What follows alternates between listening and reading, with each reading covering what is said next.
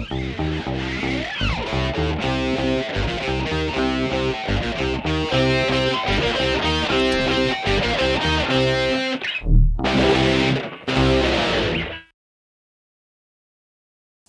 a todos, sejam muito bem-vindos ao Pod Arte, um podcast que te conecta com o mundo da arte. E é com grande alegria que hoje recebemos uma convidada muito especial, uma mulher com uma trajetória incrível. Ela é arquiteta e urbanista, técnica em desenho industrial, tecnóloga em design de móveis, possui especialização em estudo da arte, história e cultura, restauração de arquitetura. Além disso, é mestre em tecnologia e doutora em geografia. Seja bem-vinda, professora Caroline. Muito obrigada. Obrigada pelo convite. O prazer é todo nosso. Estamos muito animados para essa conversa, cujo tema é a arquitetura e o design influenciados pela arte e cultura. Tenho certeza de que será um momento muito proveitoso, de muitas reflexões e aprendizados. Obrigada. Vamos começar com uma pergunta bem interessante. Se você pudesse resumir a sua profissão em um sentimento, qual seria? Primeiro, acho que talvez muita dedicação, muito esforço, mas muito amor por aquilo que a gente estuda e aquilo que a gente tem sempre muita vontade de querer cada vez saber mais. É realmente inspirador quando a gente faz o que a gente gosta, né? Como que nasceu esse seu interesse em estudar sobre a história da arte? Então, eu tive uma professora no ensino médio, né, eu fiz um curso profissionalizante, como vocês já falaram, de design industrial, e essa professora era muito envolvente, ela mostrava pra gente um olhar diferente da história. E muitas coisas começaram a fazer sentido na minha vida depois que eu comecei a estudar a história da arte. E comecei a enxergar o mundo de outra forma. Então, até um texto de literatura, uma notícia na TV, tudo começou a ter um outro significado. Porque eu começava a fazer as conexões com os períodos históricos, com as relações estéticas. Então, para mim, aquilo foi uma nova possibilidade de ver o mundo. Então, daí que surgiu esse interesse. E como eu sempre falo em aula, toda vez que eu vejo algum período de história, parece que eu tô vendo algo novo, nunca é igual, né? Então acho que isso que é legal, a gente sempre tá vendo coisas diferentes no mesmo objeto ou na mesma trajetória histórica. É por isso que eu gosto muito. Sendo seus alunos, nós percebemos que você ama viajar, que você ama conhecer as construções famosas, obras de arte. Então a gente queria que você contasse um pouco sobre qual foi a viagem que mais te impactou, ou alguma viagem que você trouxe alguma referência cultural para sua vida. Eu demorei para viajar para fora, então as minhas viagens para cá sempre foram muito intensas e eu aproveitava muito. Desde a minha infância, que eu passava na Lapa, aqui pertinho de Curitiba, talvez daqui o que mais me impactou mesmo foi a viagem para Ouro Preto e depois para Goiás Velho. Foram duas cidades que me chamaram demais a atenção, a relação das pessoas com o espaço, a relação interpessoal também, né? Porque a cidade tem uma escala menor, você tem uma ideia de se sentir abraçado pela cidade e isso me encantou demais.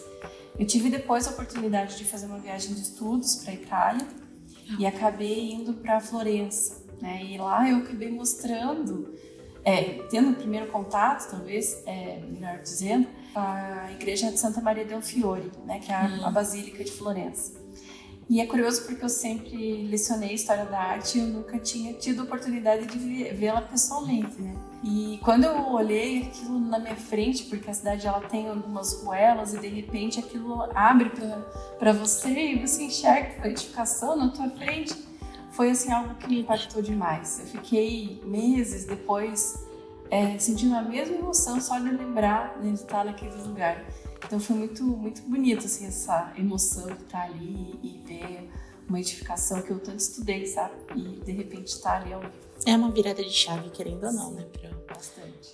Agora que a gente tá falando um pouco sobre arquitetura, né? Eu acho que a gente já sabe que o tema do nosso podcast é falar sobre cultura e arte e um pouco da arquitetura também. Então, como que você enxerga a dança desses três elementos, né? Conta um pouco pra gente. Acho que arquitetura, arte e cultura estão extremamente relacionados uma coisa com a outra. a gente vive num mundo em que a gente está repleto de coisas feitas por nós, interferências humanas. Então, eu sempre falo que a arte e a arquitetura são exemplos de artefatos humanos. Então, a arquitetura é um tipo de artefato, né? A arte, às vezes, é um tipo de artefato que é muito mais conceitual e exploratório, né? Em termos de estética, né? Então, você tem mais liberdade, porque a escala, às vezes, é menor, mas a arquitetura vai casar ali, vai estar andando junto, porque ela também é um artefato do seu tempo. Então, não tem como estar dissociado uma coisa da outra.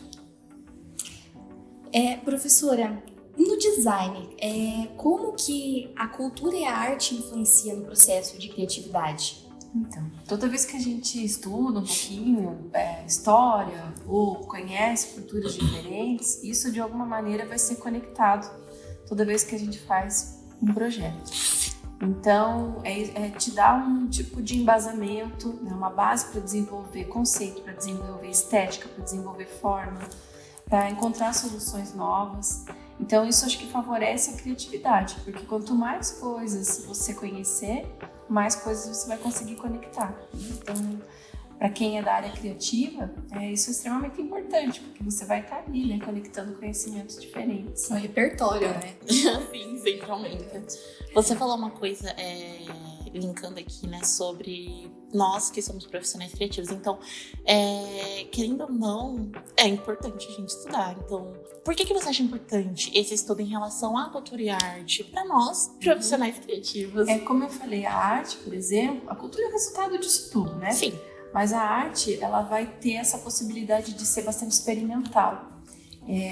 Às vezes numa pintura, até numa ação de arte contemporânea, você consegue experimentar muitos conceitos, né? E isso pode ser a base para o desenvolvimento de produtos, de experiências estéticas, de outros tipos de conceitos de inovação tecnológica. Às vezes a arte até ela passeia no tempo antes da tecnologia chegar. Então é importante a gente ter esse conhecimento, até porque eu acho que quando a gente está estudando, a gente não quer só para atuar de imediato, né? Vocês que estão estudando vão trabalhar no futuro. Então eu acho que a arte ela dá essa visão, né, de você entender como que as coisas vão acontecer daqui para frente.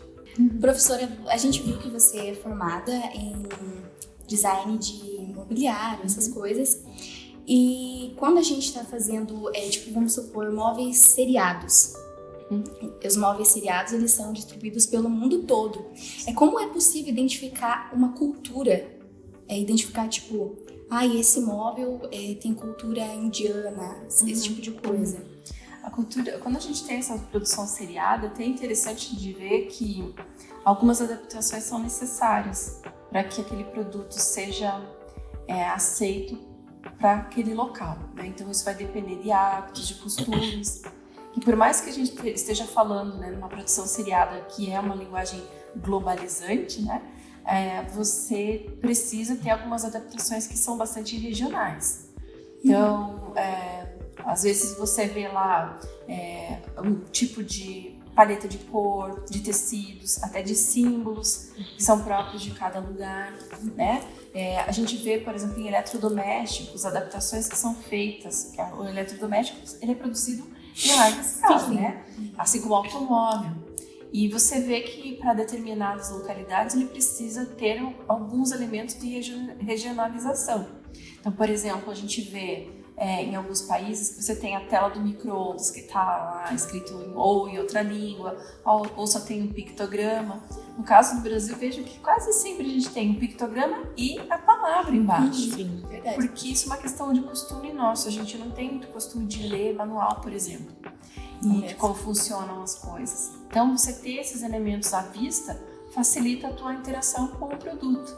E isso também acontece em mobiliário, também acontece na plataforma de automóveis, em produtos que a gente vê que são consumidos em larga escala, né? Então, talvez no mobiliário isso seja um pouco menos forte, porque ainda a gente tem muito a tendência de comprar coisas que são próximas de nós. É mais difícil a gente comprar produtos que sejam extremamente importados, até por conta do valor, né?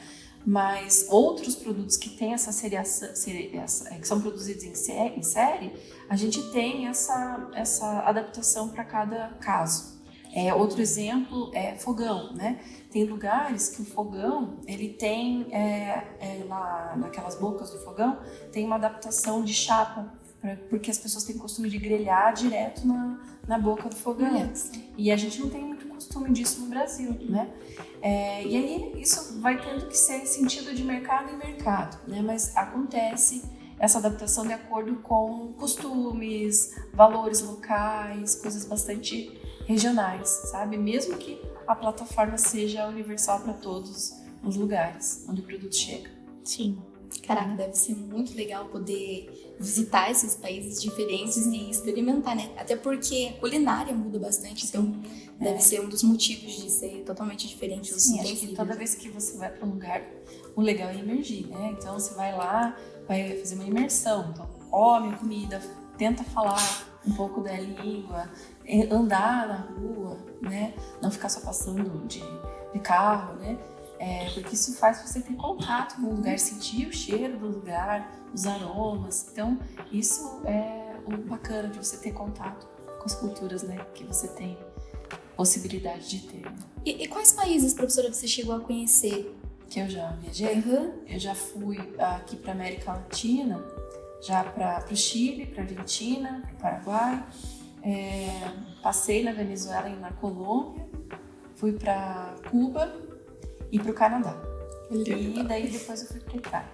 Nossa, tem de conhecer lugares novos, com certeza, né? Acho que a gente nunca deve só querer ir para o mesmo lugar, né? Sempre aventuras novas. O mundo é muito grande, gente. Sim, isso, pelo que a gente tá vendo, né? Você tem um repertório muito grande em relação ao contato com diversas culturas. E eu acho que o design não foi muito diferente. Eu acho que ele foi muito influenciado também pela cultura e pela arte. Então, eu queria saber um pouquinho sobre como que você vê esses elementos juntos para a produção de produtos. Então, como que a cultura e a arte influencia para isso, Pro? Conhecendo, né, diversas coisas que acontecem no mundo todo, eu acho que facilita você achar soluções para produtos, né, que você tem que desenvolver. Sim. Então, encontrar novas soluções, conhecer novas tecnologias, até questões de relações simbólicas mesmo que a gente tem com os produtos. Então, viajar também se entender como pessoas diferentes, né?